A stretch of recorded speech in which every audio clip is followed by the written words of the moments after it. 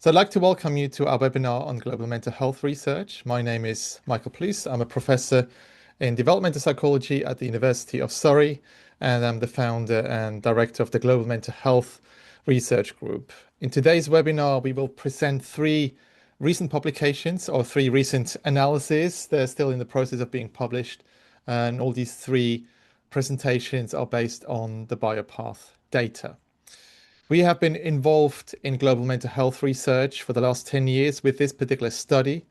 So much of our work is related to the BIOPATH project, which is a large-scale study on risk and resilience among Syrian refugee children living in Lebanon. The BIOPATH study and associated projects all reflect collaborations with various partners, such as Utrecht in Lebanon, Doctors of the World, Johns Hopkins University, and American University of Beirut, and others. And our work has been generally funded by NICHD. That was the base funding. And then we've got additional funding from the ERC, R2HC, and UKRI to add on to the work that we've been doing. So let me quickly go over the program before we get started. So we have my little bit here, just to give a bit of an introduction of what is expected. And then we start with the first presentation by Dr. Claudinei Biazoli. He's based in Brazil. He's a psychiatrist by training, and he will talk about determinants of severe and persistent PTSD in refugee children. So we have about 15 minutes, 10 minutes for the talk and a few minutes for questions. The next talk is by Dr. Andrew May. He's a lecturer at Kingston University in the UK, and he will talk about environmental sensitivity markers as moderators of the effects of war and displacement on Syrian refugee children's mental health. And then the final presentation will be from Dr. Hend Eltanamly. She's an associate professor at Utrecht University, and she will talk about beyond one-way effects, bidirectionality of parent-child trauma symptoms in refugee families. As I mentioned before, all of those papers are at different stages of being published. Most of them are on the review in one or other journal. So hopefully they will be published soon. Once they're published, we will create blogs that are available on our website. And then once we had those three presentations, we will have a bit of time for general comments. So please feel free, if you have questions, to put them in the chat. So there will be opportunities to ask questions after each presentation, just a few questions, but please put all your questions into the chat. We will monitor the chat and we will select as many questions as possible for discussion. In the case that it won't be possible to address all the questions because we have only 1 hour today, then you can contact the speaker directly, or you can send us an email to info@globalmentalhealthresearch.com, and we will forward your question to the particular speaker. And also important to mention, the webinar is being recorded, and the recording and the slides will be made available on our website as soon as possible after this webinar, but it likely will take a few days or weeks. Great, that's all from my end. So I'm handing over to Claudinei. Thanks a lot, Michael. I'll just share my slides here.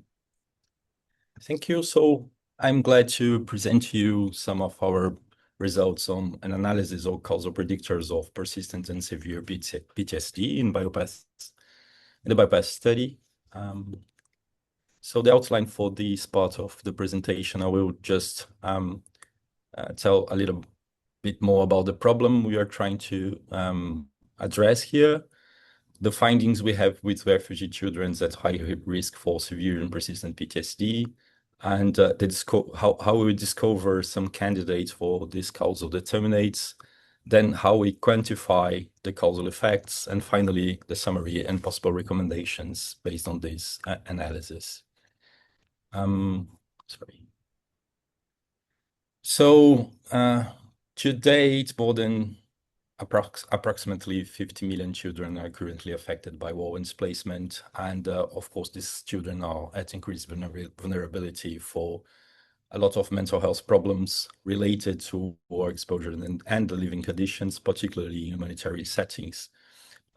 We have previously observed, and in line with meta-analysis in the field that depression, anxiety, PTSD are particularly highly prevalent, and PTSD in particular has prevalence between 22.7% and 52% in this population. So the problem is with this high prevalence and limited mental health resources associated with insufficient supply of specialized mental health services, we need to have some clear distinction between those three children that will really need persistent and complex care from those that are just having reactive distress reactions that will be less complex to manage in the long term. With this problem in mind, we try to identify children that are at increased risk for persistent and severe PTSD in the BIOPATH study. So the first task was to define the groups using the BIOPATH longitudinal data on mental health outcomes with a sample size of 1,591 people, children and their parents, in 2 waves, 1 year apart. And the first approach was to use an unsupervised machine learning approach to separate a cluster with higher risk. To be sure that this cluster with higher risk of severe and persistent PTSD was indeed at increased risk, we used interview data that were collected approximately 6 months after the follow-up in a subsample. So the results for this identification, we were able to actually identify a subgroup with a double of chance of persistent and severe PTSD, which was specific for PTSD and not for other disorders. And then this group was the group of interest for which we evaluated which causal factors or candidate causal factors would lead to this group. So for discovering the potential causal factors, we took advantage of some features of the BIOPATH cohort. The BIOPATH cohort is based on ecological model, so we have a lot of different data on different levels for individuals, for the family, for the environment as a whole. And then we put all these factors in a framework of discovering which of these factors are most probably causally related with the increased risk of PTSD. So we use a different innovative approach with very different careful steps to do the causal discovery using the causal method, applying machine learning and Granger causality. All the results were corrected for multiple comparisons, and all the results that we will show you from now are corrected using FDR method. We have previously published this innovative method and psychological methods, and we have shown using simulations and another data set that the method is quite accurate to discover at least some of the potential causal factors for developmental psychology. For this particular analysis, we found some significant causal candidates at the baseline. So the age of the child was probably associated with PTSD severity and persistence, as expected war events and child anxiety. At the family level, particularly maternal acceptance, caregiver general health, caregiver environmental sensitivity, and at the community level, peer violence. However, these candidates are just are not confirmed before a proper quantifying analysis of the putative causal effects. So to do that we use 2 named main direct cyclic graphs that I use to try to untangle causal effects from observational data. And with this 2, we were able to find a minimum adjustment set for each candidate factor and then run traditional regression analysis, but now corrected by the possible confounders for causal effects, for proper causal effects. After this quantification, we have as a result that forced work was a causal predictor of persistent and severe PTSD in refugee children in the BIOPATH data, as war event, peer violence, child anxiety, neglect, maltreatment, and caregiver depression, all of them with similar effect sizes. We also observed a particularly strong association between the perceived environment at the settlements with the outcome of persistent PTSD, but this one was possibly not causal because it was associated at the time of the measure, not before the measure. As a summary, we found that peer victimization, forced work, and the level of exposure to all events are possibly causal risk factors for severe and persistent PTSD in BIOPATH data. Neglect, maltreatment, and caregiver depression may also represent causal risks. Perceived refugee environment at the follow-up is strongly associated with, not necessarily causally associated with, higher risk for severe and persistent PTSD in children, and concurrent anxiety symptoms are likely accompanying severe presentation, so comorbidity between PTSD and anxiety might be a marker of more complex and persistent cases. So based on these findings, we can draw some potential recommendations for the clinical assessment of risk and prevention of severe and persistent PTSD in refugee children. So it might be important to access child history of exposure to war events and to get information from both child and caregiver regarding exposures. It might be important to investigate and tackle exposure to violence by peers, neglect and maltreatment in general, re-victimization by violent events after the war is, as expected, an important factor for more severe and persistent cases. It's important to access and minimize the risk for deteriorating material conditions, particularly those leading to forced work in children in the settlements. It's also important to investigate and treat child anxiety. It might impact the severity and persistence of PTSD. And it's also important to investigate and treat caregiver depression specifically. Of course, this work has many limitations as well. It's only partial evidence for causal relations. Important to emphasize that causality is always established by accumulating evidence from different lines of investigation and data. Causal discovery may also produce false negative results. In this sense, other factors that were not included here might be causing the persistent and severe presentations. We have here some limited evidence for longer-term clinical courses, as we have just 1 year follow-up. And unfortunately, it's not possible to assess the convergency with the new complex PTSD category in the ICD-11 as we use DSM-5 definitions in this investigation. I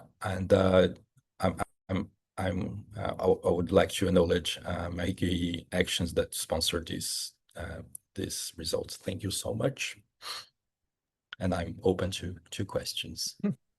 Thanks, Claudinei. Yes, if we have some questions, please feel free to put them in the chat, or you can also raise your hand at the bottom of Zoom. While we wait to have some data, could you explain maybe a little bit more about why the perceived refugee environment was associated rather than a causal predictor of severe PTSD? Sure. We have investigated the perceived environment both at baseline, so 2 years or 1 year before the outcome, and at the same time as the outcome. And the perceived environment at the baseline was not associated with the outcome, just the perceived environment at the same time as the outcome. So we believe it's not possible to be sure here, but we believe that as the social conditions varies with time, the social condition at the time is much more important than the social condition beforehand. And I think that this has an important message of we have here a modifiable risk factor, and we can improving material conditions would probably improve mental health outcomes. Thank you. Do you have any other questions?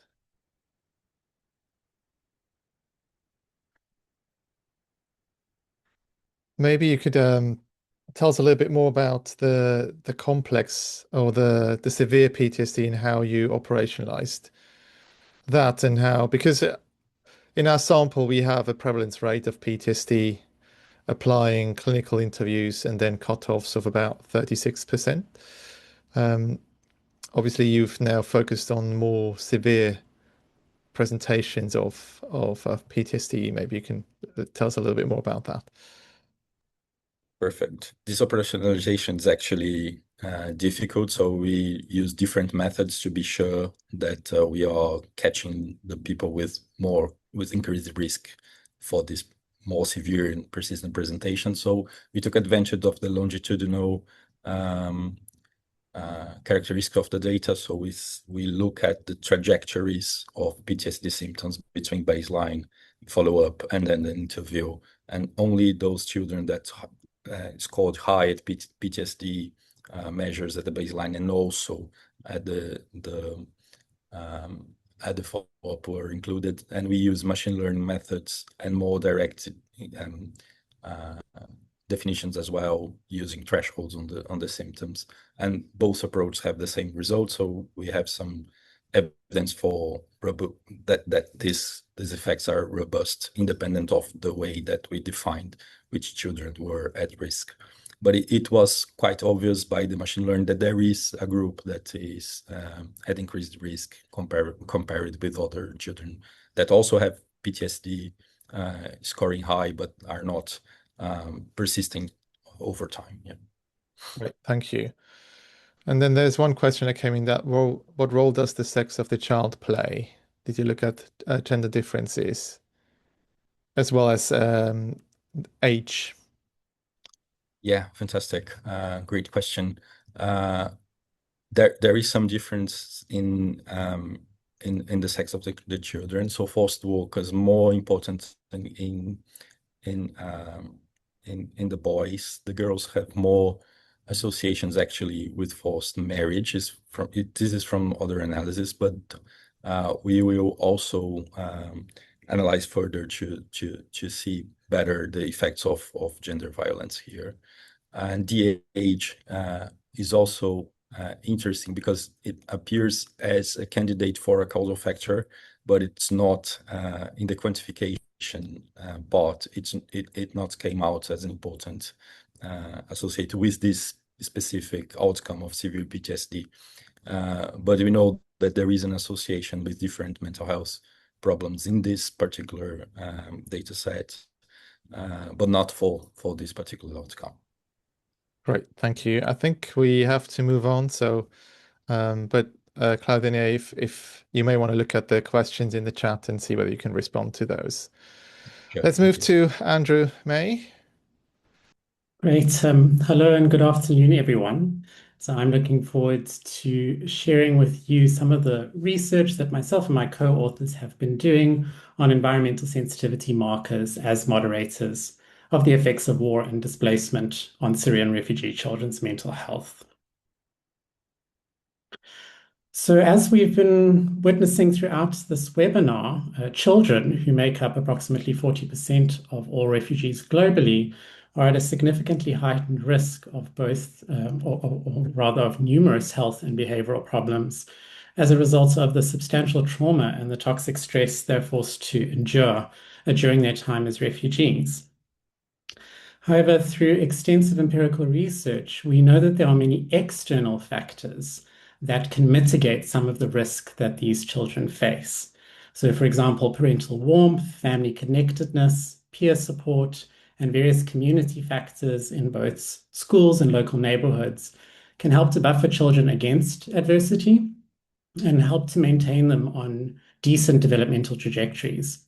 And in fact, in some cases, the trauma and adversity that children face can be a catalyst for their psychological growth and the development of resilience, what we refer to as post-traumatic growth and stealing effects in the psychology literature. So one of the key determinants of how children respond to these external buffering factors and whether they have some capacity to rebound from trauma is their own internal factors, such as their temperament, their personality, their physiological reactivity, and some of the various genetic predispositions they might have. And these are all factors that differ from one child to the next, which creates this tremendous variation that we see in how children respond to stress. Now, a central thread that ties together many of these different internal factors is that they commonly reflect differing capacities of children's nervous systems to register, integrate, and process environmental information, which creates a broad spectrum of different sensitivity levels. So this is the central proposition of a theory known as environmental sensitivity, which argues that although all children have a degree of sensitivity, of course, 20 to 30% of children are much less sensitive. About 40% of children exhibit a medium degree of sensitivity, and 20 to 30% of children have a significantly higher level of sensitivity. Why does this distinction matter? Well, because less sensitive children, shown as the gray line on this plot, tend to have an innate capacity for resilience, and that affords them the ability to cope sufficiently well, regardless of the environment they might find themselves in. However, highly sensitive children, on the other hand, are much more context dependent. They're at significant risk for mental and physical illness under adverse conditions, but they also have a disproportionate capacity to prosper and excel where those conditions are more supportive and nurturing. And so this is a distinction that has potentially very important relevance to the refugee context and the interventions that are designed for refugee children. So the aim of our study was to gather further empirical evidence of this distinction by testing whether markers of environmental sensitivity moderated the impacts of war exposure and refugee living conditions on the mental health of refugee children. And so we hypothesized that children with markers of a high level of sensitivity would have a significantly higher burden of mental illness, but they would also demonstrate a capacity for a disproportionately improved outcome under more nurturing and supportive conditions. So as you've gathered, the participants in these studies are the 1,591 children that were recruited as part of the BIOPATH study, and data were collected from the children and their caregivers through a comprehensive set of questionnaires. And children were also invited to donate a hair and a saliva sample for biological data analysis. So important to this study are the markers that we selected to gauge each child's level of sensitivity. So firstly, children self-reported their own level of sensitivity using the highly sensitive child scale. We then obtained a measure of their physiological reactivity by determining their hair hormone concentrations of hormones linked to the hypothalamic pituitary adrenal axis, such as cortisol and dehydroepiandrosterone, which are both well-known stress hormones. And then in terms of genetics and personality, we calculated each child's polygenic score for neuroticism and emotional reactivity, which are two personality traits that are strongly correlated to a high degree of sensitivity. And for those of you who might not be familiar, a polygenic score is just a sum of all the genetic variants within a person's genome that predispose them to a particular trait. In terms of the data analysis, we used Bayesian linear regression models to look at how our mental health outcomes were related to our markers of environmental sensitivity. And then specifically to look at the moderating effects, we created interaction terms by multiplying our environmental sensitivity variables. Firstly, with a variable that captured war exposure, which was measured with the war events questionnaire. And then secondly, with caregiver ratings of the children's refugee environment and their general living conditions. And then we controlled for a range of different covariates: age, gender, time since leaving Syria. And we also controlled for covariates that potentially affected our biological data, such as the frequency with which children wash their hair. So looking at the results, what we noticed at first is that regardless of the mental health outcome that we measured, whether it was anxiety, PTSD, or depression, highly sensitive children, which are shown in red here on this plot, had a significantly higher burden of mental illness symptoms. And these symptoms appear to escalate much faster in response to adversity. And in this graph, we're having a look at war exposure. However, those symptoms of mental illness appeared to decline in direct relation to an improving refugee environment. And so these results provide an initial support for this idea that highly sensitive refugee children are much more responsive to their context. In terms of our two stress hormones, children who scored high in terms of their stress reactivity, also shown in red here on these plots, were more likely to report depression in low-quality refugee environments, but were the least likely to report depression in higher quality refugee environments. And so these results suggest that high levels of stress hormone secretion might not be only a risk factor, but might actually afford children some degree of protection where it helps them to become more permeable to their environment. In a very similar vein, we saw that children scoring high on a polygenic score for neuroticism were the most likely to report depression under high degrees of war exposure, but were the least likely to report symptoms of depression where that exposure was limited or absent. And so once again, we're seeing this theme of risk and protection, both for markers of high degrees of sensitivity. And then lastly, in terms of gender, we did notice some effects in our results. So for example, on the left, both self-reported highly sensitive males and females reported significantly high burdens of PTSD. However, on the right, we see that it was only the boys' PTSD symptoms that appeared to alleviate as the refugee environment improved. So PTSD symptoms in girls were very resistant to change. And this is an observation that has been noted in non-refugee cohorts as well.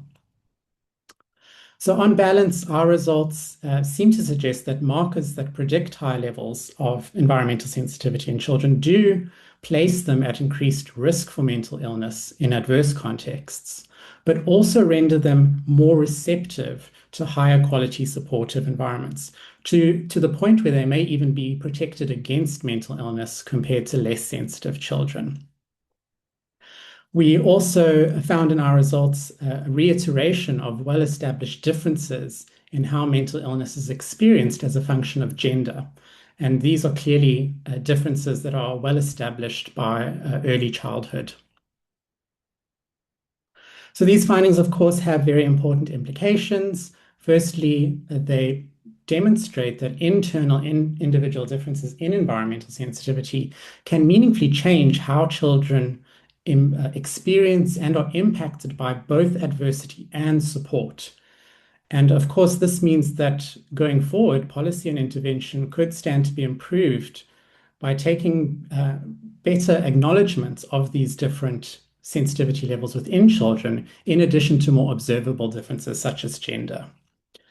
So with that, I just want to quickly acknowledge all the funders who made this study possible, all the other people who have worked on the study, Cassandra, Claudinei, Patricia, to name a few, and then to thank all of you for your attention. And I've, of course, be happy to answer any questions you might have. Thank you very much, Andrew. Wonderful. Do we have any questions? So as we wait, you may want to share a bit that. Oh, there's a question there already. Okay. Is this recovery for highly sensitive children in the refugee external environment describing an autonomic recovery due to how closely their refugee environment matched their lower rungs of Maslow's hierarchy of needs? That is a very good question. I have never thought of it in those exact terms. So we do talk a lot in psychology about person-environment fit. So I imagine that this idea of thinking about the lower rungs of Maslow's hierarchy of needs and getting those lower needs met first is obviously going to have implications for autonomic recovery. So I think that's a very valid idea, not something I had considered before. So I think that's a great question. And I do think it reflects that idea of when you have a better person environment fit, that has both psychological and biological implications and does tend to help people, refugee and children included, to thrive better when their environment matches the kinds of needs that they have. So I hope that answers your question. Mentioned that in our previous work on or earlier publications from this study on risk and resilience factors, we did find consistently that the self-reported sensitivity was one of the strongest risk factors. And then Andrew published in the last few years on this specifically, showing that sensitivity was associated with all these different mental health problems. So a few more questions, Andrew. One is about how sensitivity was assessed. What does it focus on the level of coping? So maybe you can just summarize quickly what the measure assesses the self-reported.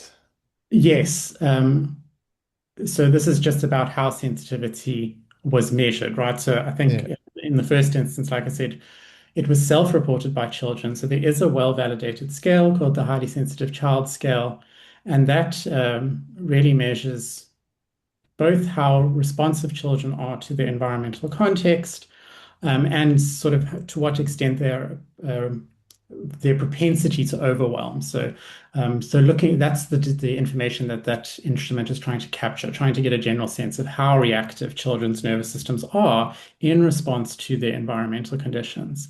And as we know through other research, that to date is still the best measure of a child's sensitivity level. We do have these other physiological and genetic markers, like I mentioned in my study.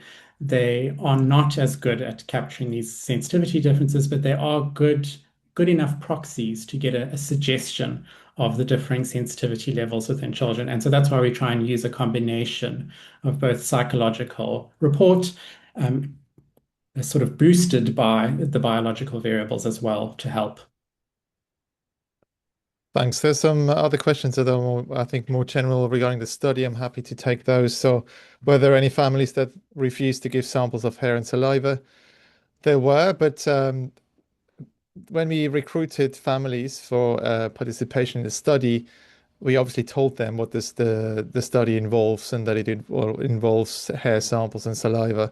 So only those people that were happy to do that, only those children and their families ended up being included in the study.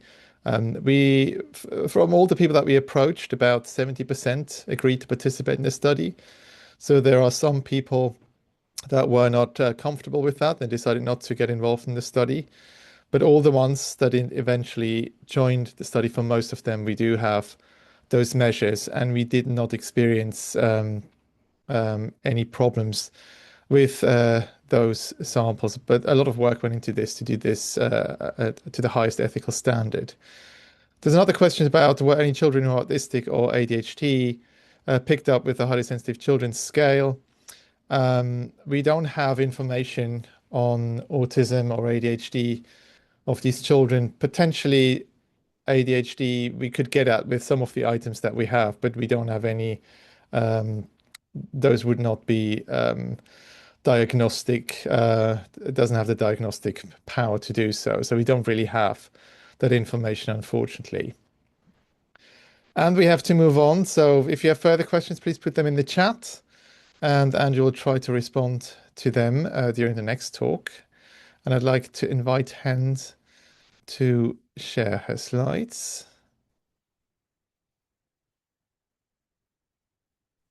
Hi, everyone. I hope you can see my presentation. Yeah, wonderful. Yes. Okay, that's good. Okay, so thank you both for your presentations. I think you make my job a little bit easier. I don't have to introduce the study or explain a lot about the measures. So my talk today is about the bidirectionality of parent-child trauma symptoms in this same population.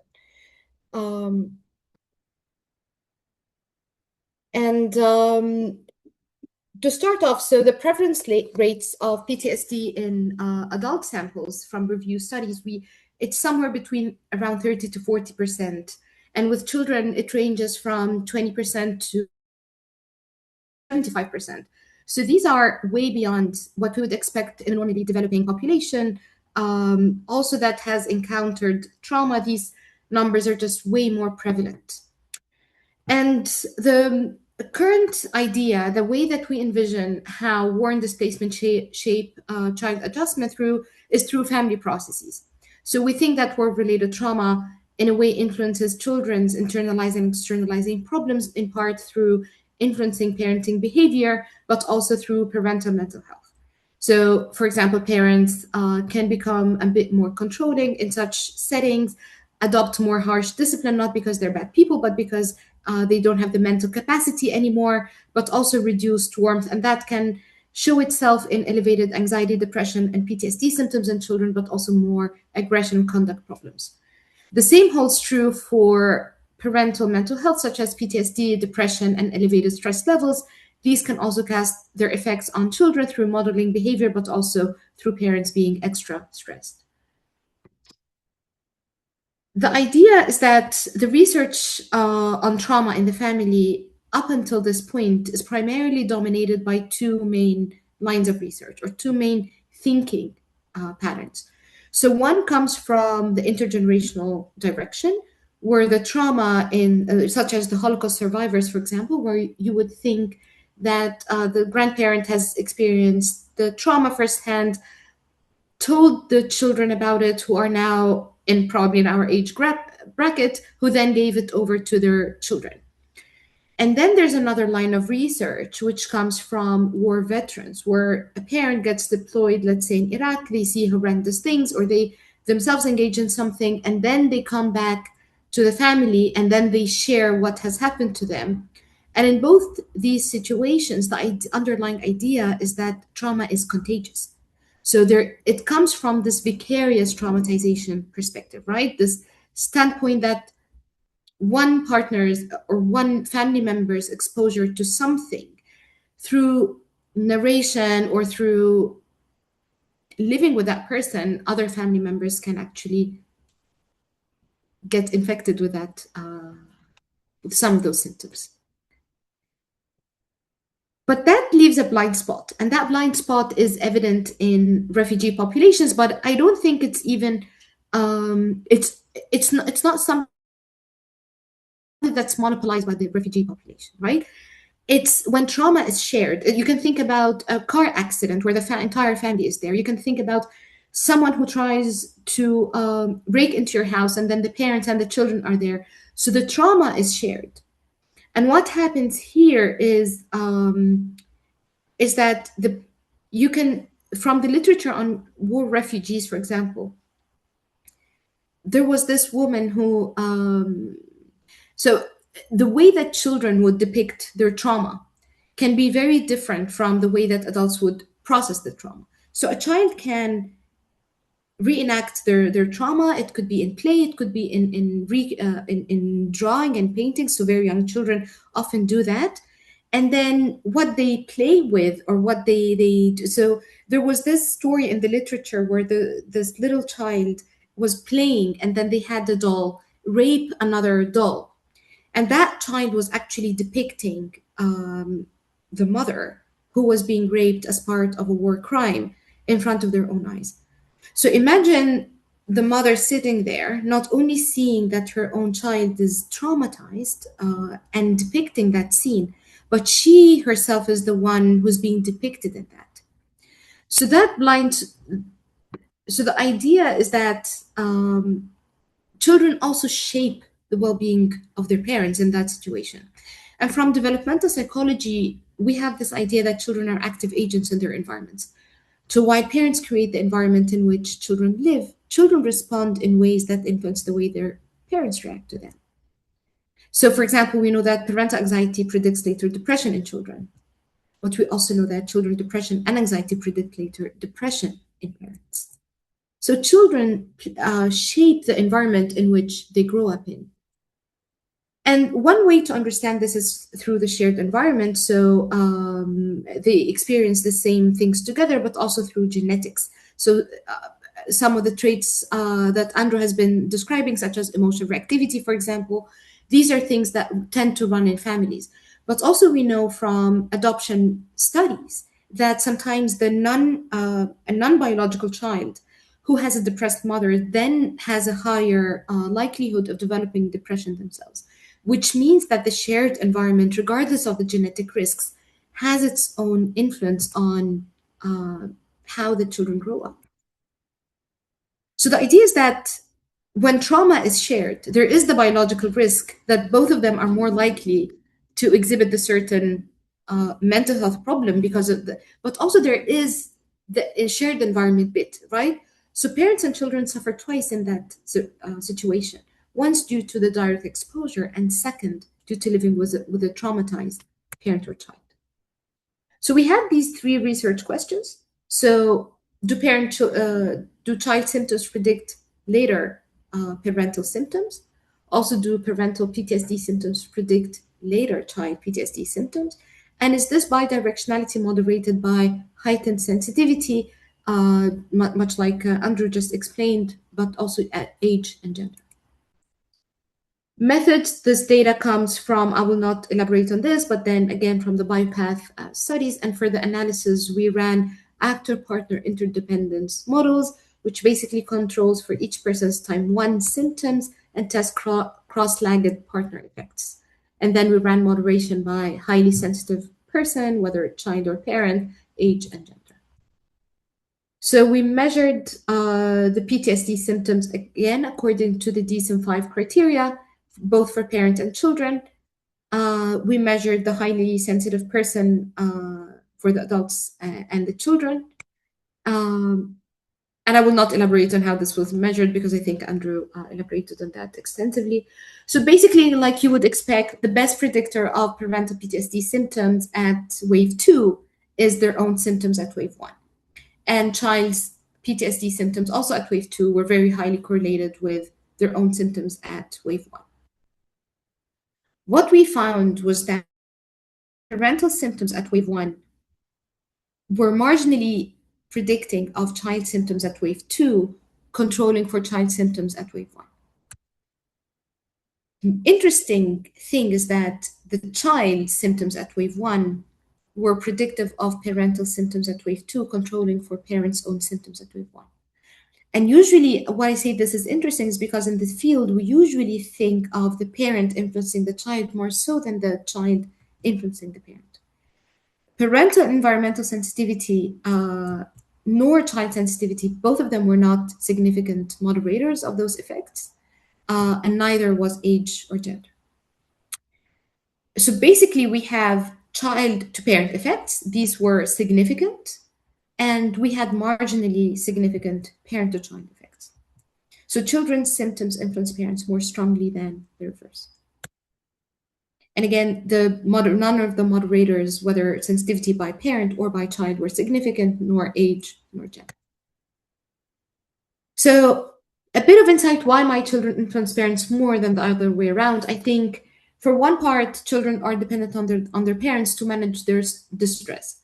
So as parents help their children manage their nightmares, triggers, and flashbacks, they get depleted in the process.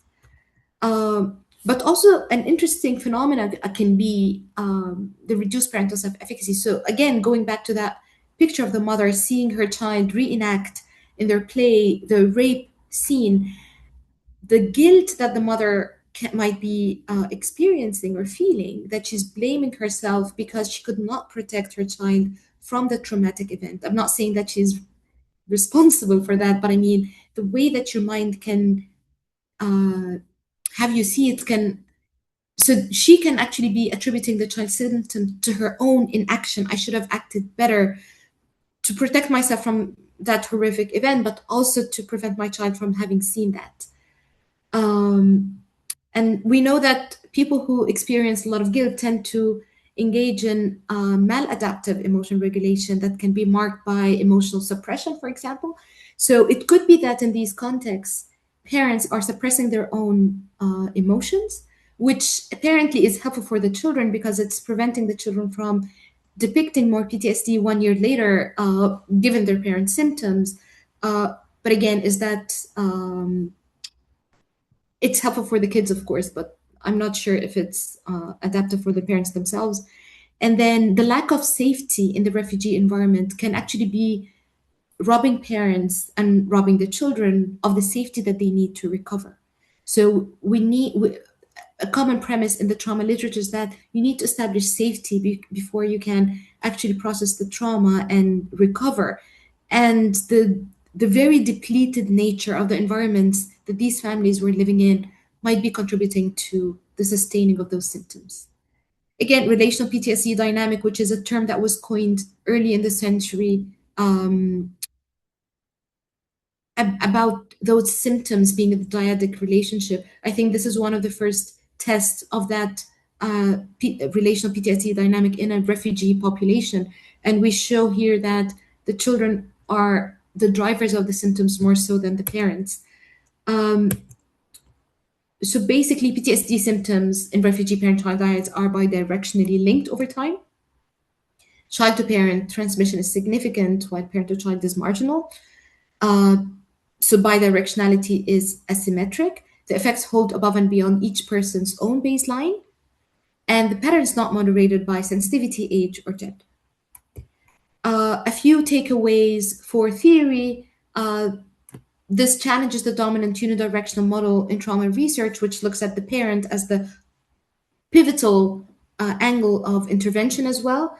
We advanced the developmental framework for forced displacement, and the shared trauma requires shared theoretical models to explain that. For research, we need more dyadic longitudinal designs. Individual level studies miss half the picture.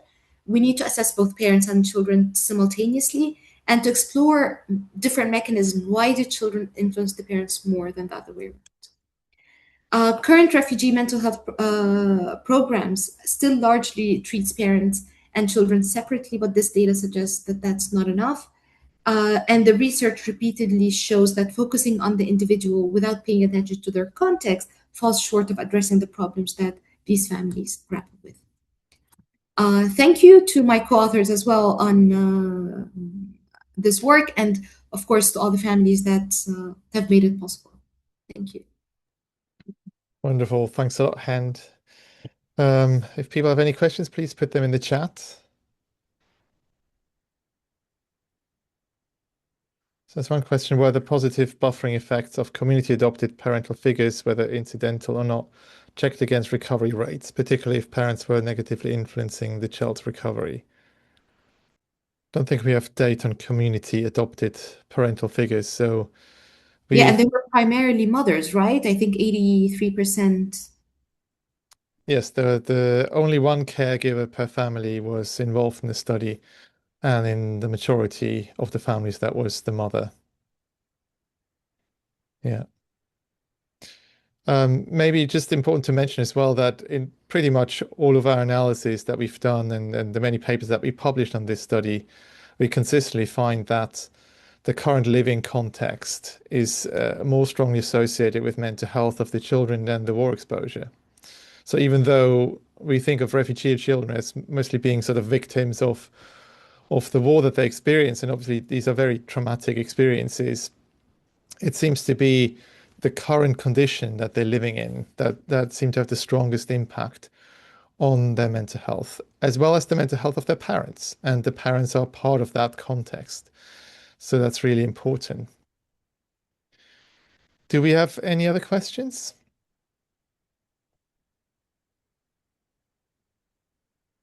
I was wondering whether you have any thoughts, Hend, on what this could mean for how should we treat those individuals or families? Yeah, I think repeatedly we're seeing that we cannot treat one member of the dyad. And in this situation, I've only looked at dyadic data, right? I looked at the parent and one child. But in reality, it's a whole family. And the whole family has probably seen the trauma together. So I think we need treatment approaches that acknowledge that would go there at the system level not only deal with one person as that's the client, but it's the entire family unit. Yeah. Yeah, sort of systemic approaches where we don't just focus on the child. Yeah. And I think the reality is that many programs that are currently being provided in humanitarian settings often focus on the individual child, or sometimes the parenting programs as well, which are probably quite important as well.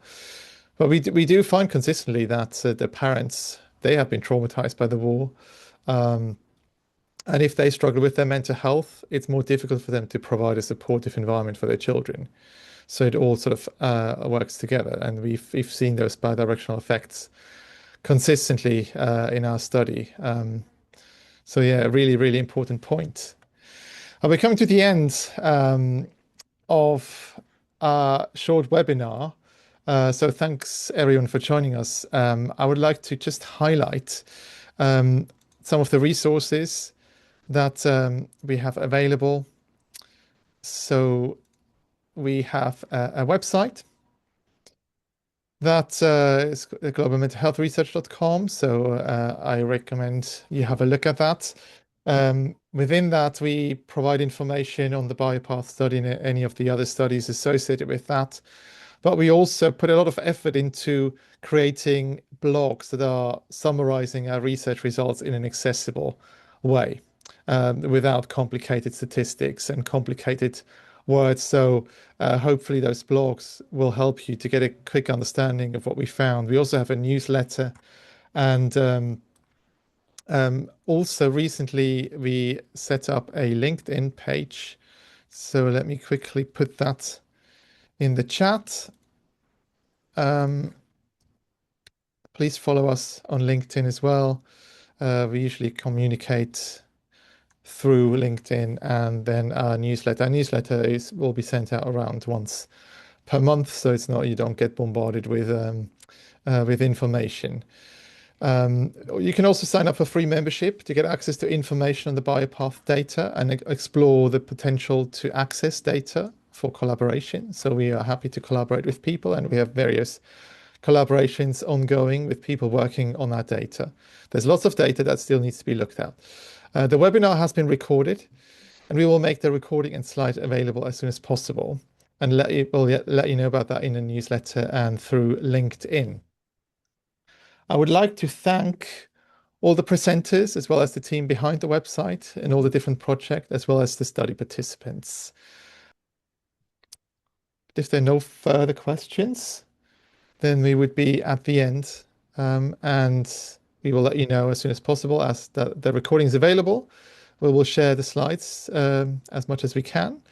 And I'd just like to thank you for your interest in our work and for attending this webinar, and hopefully see you at the next webinar, which will take place a year from now. So thanks for joining. Thanks to all the presenters. Have a wonderful rest of the day. Bye-bye.